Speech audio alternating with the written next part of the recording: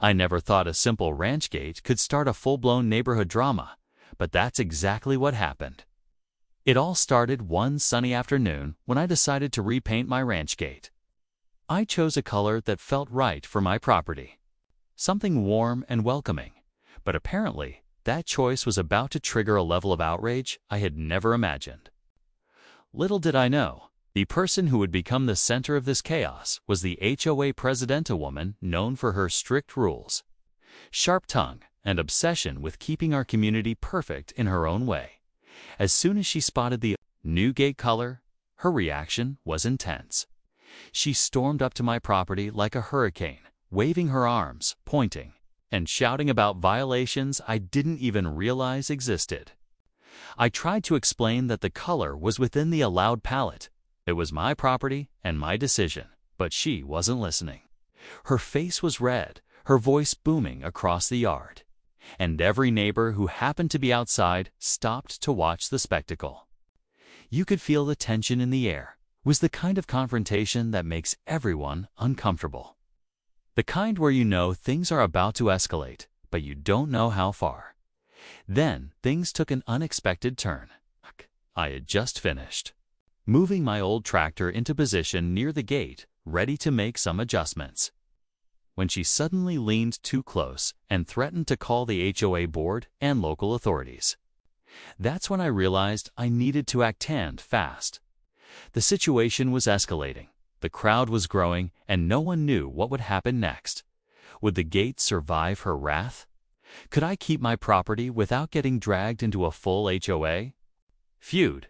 And what exactly would happen when the tractor finally moved forward? The answers were about to unfold. But trust me, not ready for what happened next.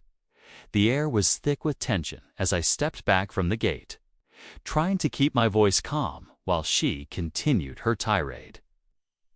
I could see every vein on her forehead, the way her hands trembled as she pointed at the freshly painted wood.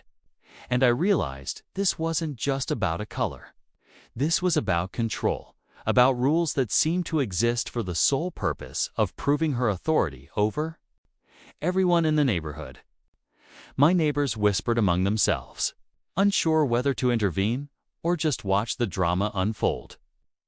And I felt a mix of frustration and disbelief.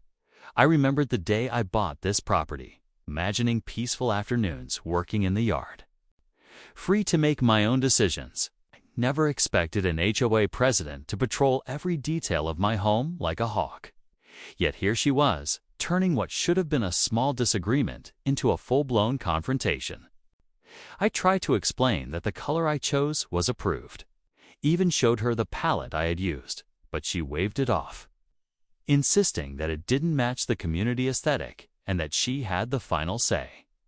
Her voice was sharp, almost like she was enjoying the chaos she was creating. Meanwhile, the tractor sat behind me, idle but ready, its engine humming faintly in the background. It wasn't just a piece of machinery, had become a silent character in this unfolding drama. A reminder that sometimes actions speak louder than words. I could feel my heart pounding as I glanced at it, knowing that what I did next could either calm the situation or make it explode completely. Even as she continued to argue, I could sense the crowd around us growing restless. Some neighbors were starting to take sides quietly. Others just stared, frozen by the unexpected intensity of the encounter. I realized this wasn't just about me and the gate, it was about the balance of power, the limits of authority, and the little rebellions that could ripple through an entire community. And then, in that charged moment, I felt the tractor shift beneath me. Just a little. But it was enough to make her stop mid-sentence, her eyes widening as she realized that nothing and no one was entirely under her control. The next moment would change everything, but exactly what was about to happen was still anyone's guess. I could feel her glare burning into my back as I took a cautious step toward the tractor. Every move I made seemed to make her more agitated, her voice rising with each word. "You can't just do whatever you want," she shouted, shaking her finger like a baton of authority. I wanted to respond calmly, but it was hard to think. When the tension was so thick, you could almost cut it with a knife. The neighbors had gathered closer now, whispering and exchanging glances. Some clearly rooting for her, others quietly hoping I'd stand my ground. It wasn't just about the gate anymore. I realized this confrontation had tapped into something bigger, the unspoken power struggles that ran through the entire neighborhood. I had seen it before, the way some people thrived on control, policing every corner of the community, making sure nothing strayed from their narrow definition of perfect. And now, she had zeroed in on me. But even as I felt that pressure, there was a strange thrill in knowing I wasn't backing down. From her perspective, I imagined she felt righteous, like a warrior defending the sanctity of the HOA rules. She probably thought this was just another case of enforcing the code, another victory in her long-running quest to maintain her idea of order. I could see the intensity in her eyes, the way she refused to blink, unwilling to acknowledge that maybe, just maybe, not everything had to go her way. Meanwhile, the tractor sat quietly, its engine idling softly. It had been my project for months, a way to connect with the land and maintain my ranch. But in this moment, it had become a symbol, a silent statement of autonomy. I glanced at the neighbors, noticing subtle reactions. A few were tense, worried about how far she might go. Others were clearly entertained. Watching the drama unfold like a reality show, I knew that whatever happened next would escalate this conflict beyond a simple disagreement over a gate color. This was turning into a standoff between personal freedom and imposed authority, and the outcome was still completely uncertain. As I reached for the tractor controls, I could feel her tightening stance, ready to strike back with words or threats. Neither of us knew who would blink first, but the next move would tip everything in a direction no one expected. If you want, can now write the next part where the tension peaks, hinting at action and drama with the tractor, keeping viewers glued to the story without fully resolving the conflict yet. Do you want me to do that? I could feel every heartbeat echoing in my chest as I gripped the tractor's controls, my hands steady, even though my mind was racing. She was practically vibrating with anger, her face red, eyes wide, and hands gesturing wildly as she tried to assert control over a situation that had clearly spiraled out of her reach. Every word she shouted felt louder than the last, but I barely registered them. I was focused on keeping calm, on reading her next move, and on the silent tension that had settled over the entire yard. The neighbors were holding their breath. Some leaned on their fences, others hovered near the driveway, but no one dared step in. You could feel the collective anticipation pressing down on all of us, like the calm before a storm. Every glance toward the tractor, every shift of my weight, seemed to make her more frantic. And I realized just how much power this simple piece of machinery now held, not because of its strength, but because it symbolized the limits of her authority. I remembered the months I'd spent restoring the tractor, getting it running perfectly after years of neglect. It had always been my personal project, a way to connect with the land and maintain my property. But now, it was more than that. It had become a statement, a challenge to control, to unnecessary rules. To someone who had turned a sunny neighborhood into her personal stage of drama. She stepped closer, threatening, gesturing toward the gate, trying to force compliance with her rigid rules. I could hear the tension in her voice, a mixture of fury and disbelief.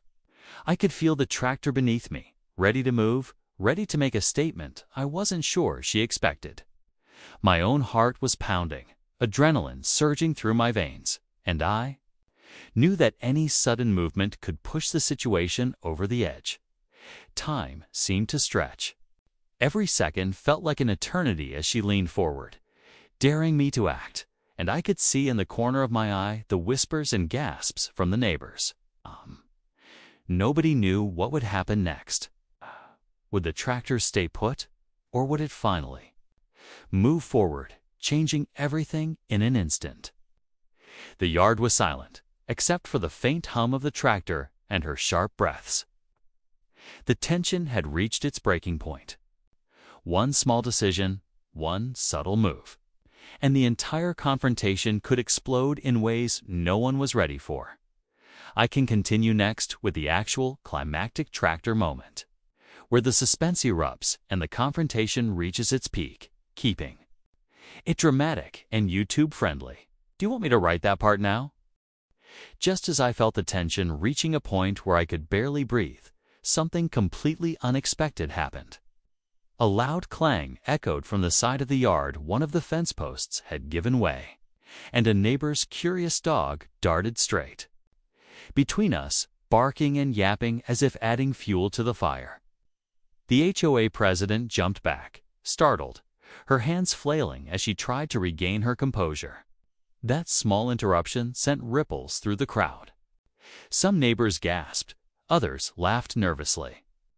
But the energy in the yard shifted instantly. For a brief second, I considered backing down, but then I noticed something strange. She wasn't just angry anymore, she looked panicked. Her eyes darted toward the tractor, toward me, as if realizing that her usual tactics of intimidation might not work this time. That tiny flicker of doubt in her expression told me that the balance of power was shifting. And suddenly, the confrontation was no longer just about a gate or paint color, was about authority, control, and pride, and both of us knew there could only be one winner in this silent standoff. Then another twist came out of nowhere. My phone, which I had left on the tractor seat, started ringing loudly. The ringtone echoed across the yard, startling her even more. I glanced down and realized it was a video call from a friend who had been recording the entire scene for safety reasons. Suddenly, the crowd's energy changed again. Some neighbors pulled out their phones, curious, whispering about whether this confrontation was going to be documented online.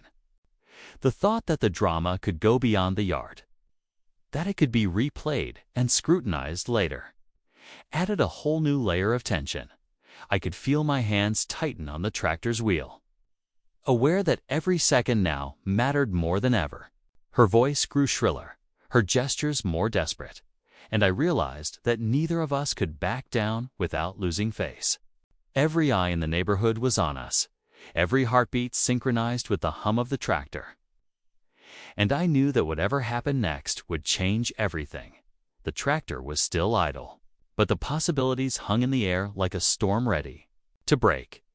I could feel the moment approaching, the point where control, pride, and consequences would collide in ways no one saw coming. If you want, I can now craft the climactic moment where the tractor finally moves and the stakes explode, keeping it intense and suspenseful for your YouTube audience. Do you want me to write that next?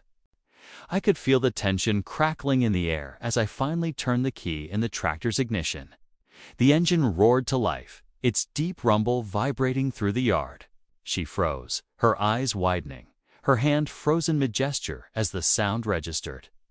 The neighbors gasped, some stepping back instinctively, as if the tractor itself had become a character in the drama, a symbol of defiance no one could ignore. I eased the tractor forward slowly, the tires crunching against the gravel. She started, shouting, demanding I stop, waving her arms frantically, but the engine's hum drowned out everything else. Every inch I moved felt like a statement, an assertion that my property, my decisions, and my freedom were not up for debate. I could see her composure cracking, her carefully maintained aura of control unraveling in real time. The crowd was mesmerized. No one had expected this small confrontation over a gate color to escalate into something so dramatic. Just when it seemed like the tractor might hit the gate, I brought it to a precise stop, just inches away. Silence fell, heavy and electric. She stared, speechless, a mix of shock and disbelief on her face. I stepped down, holding the keys, and spoke calmly, letting every word sink in.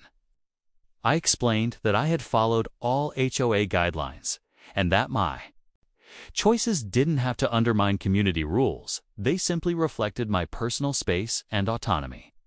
Her mouth opened, then closed, unsure how to respond. Then the final twist hit. A neighbor who had been quietly filming the entire encounter stepped forward and shared the footage on a community chat group. Suddenly, the story of the HOA president losing control over a simple gate color went viral within our neighborhood. Messages poured in, some supportive, some critical, but no one could deny the spectacle had changed the perception of authority in our little community.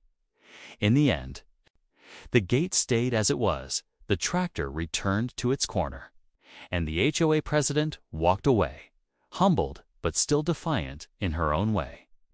The confrontation had ended, but the story lingered in every whispered conversation, every knowing glance.